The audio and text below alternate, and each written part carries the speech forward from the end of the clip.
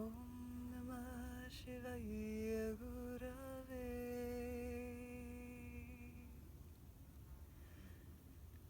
Sachidanandam Vedartaye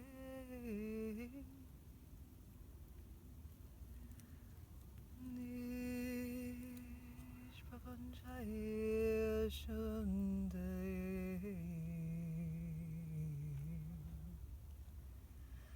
Niralambaya Te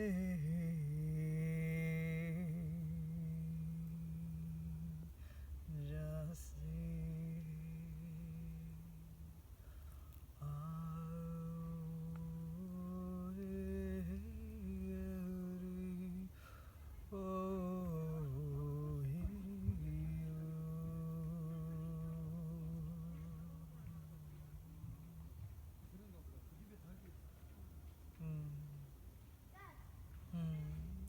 I'm privileged to have been guided to sing to tune to the frequencies of the earth here, which I can feel. I'm in Muir Woods in California. I just happen to be here, and it's amazing and lovely, and I love so much how sound and how frequency and vibration. I stood into a tree. There are these trees here, and the trees, you know, the sequoias and the redwoods, they're very tall and large, and they grow vertically so high that their root system has to be so wide in order to sustain them. It's a balance, always everything a balance, but to tune to the frequencies.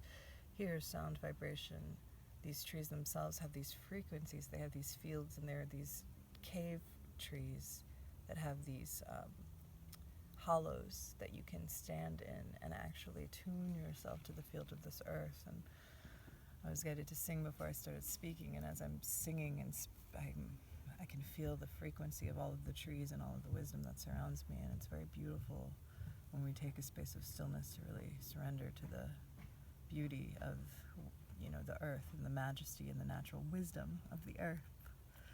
So, greetings, Rainbow Warriors. How are you? Welcome to the Capricorn full moon. My name is Michelle Infinity, and there is an article that I've written that's an accompaniment to this video with a lot of truth and transmission, but I also want to serve you through this video, for those of you who don't have to read the article, what we're going to be talking about today, which is how the work that we do in the world, our Dharma, and whatever our mission on this earth is, as transformational teachers and healers and guides and guardians of a new frequency of consciousness, like trees. Like I speak in the article about how we as Rainbow Warriors are these frequencies and transmitters of this intergalactic consciousness. We're like little acupressure points or acupuncture needles on the earth that are all mapped and placed where we need to be, and we radiate this consciousness outward, and we're also connected to each other. Like, I know those of us who have friends with this intergalactic multidimensional consciousness, we can feel each other psychically, we call each other at the right time. There's a grid of energy there, much like trees. It's said that the aspen communicate to each other. These redwoods tend to grow in circles, like little families of trees, and it's the same with soul people and soul pods, that we all are also of one, where we come in groups, and that group has certain work to do together. So let me go back to the thing. So Capricorn energy is this earth energy, and there's a really strong range of shadow and light in Capricornian energy. It's represented by the devil card in the tarot, and the devil in the Thoth tarot deck, in the book that I have, it talks about how that card, that archetype of the devil, is often very misunderstood. There's the Pan, the trickster god, who is playing the flute and laughing at how people demonize him, and then there's also the demonic, the shadow, which can be oppressive, authoritative for power rather than authoritative for the enterprise of building and co-creating your reality. So there's always ways that we can use these energies that we learn about, that we study through this full moon, and the archetypes, and how these energies that shape us through the planetary aspects integrate with our collective consciousness and then cause us to evolve. So as I'm talking about what I've been getting from this full moon, what I've been really sensing, I'm just going to take a breath and tuning to the transmission that I want to offer you today is how the work that we are called to do on this earth, on this planet, will transform us, and we will be transformed by it. And that is the only way to embody the frequency of that work. It's the only way to embody the transmission, is that we have to go through that cycle. And that cycle, I keep thinking about runes. Different runes represent different archetypes and processes. And there's a rune where the gestation, and then rebirth, but then also death and decay. So we have to go through the shadow energies of ourselves and rid ourselves of what we've learned, and in order to make room for the new awakening and the new healing and the new shift of consciousness that we're here to bring to the planet, we have to remove or get out of the way all of the stuff that is not that within us. Through that transformation, although that is a very painful process, it can be very painful to go through your own shadow energies, to exercise your demons, or allow yourself to be in surrender to the seasons, to those cycles, to the greater consciousness of the shifting energy, to actually have to go through and embody this. I talk about in the article, there's a story about how in order to bring a consciousness from the ethers and our art down into the world and deliver it, like the star card in the tarot, we're bringing the ethers, etheric. The rainbow warriors are all doing this. We're bridges from this dimension to the etheric.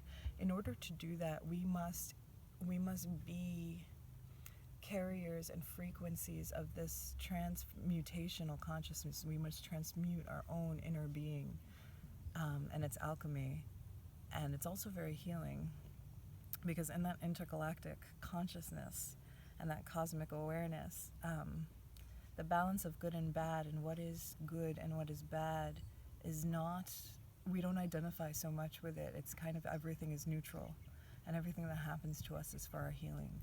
So the idealism that we have as transformational teachers and leaders and healers and yoga practitioners and people who, we're dancing around the whole entire world and we're spreading good joy and love, and that's beautiful. And there's a lot of shadow work that will go through this process in order to really embody that transmutational energy, so that we can offer that to others, because the only way that we are able to offer these transmutational rituals and hold space for other people to go through transformations is when we understand how to go through it ourselves.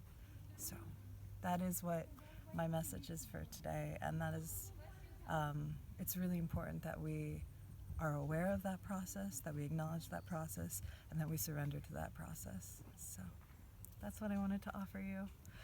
Aho, namaste, and so it is. In love, light, and warrior spirit, this is Michelle Infinity, and if you would like anything more from me, whether it be a reading or a counseling session or remote energy work, please go to my website, infiniteeverything.net.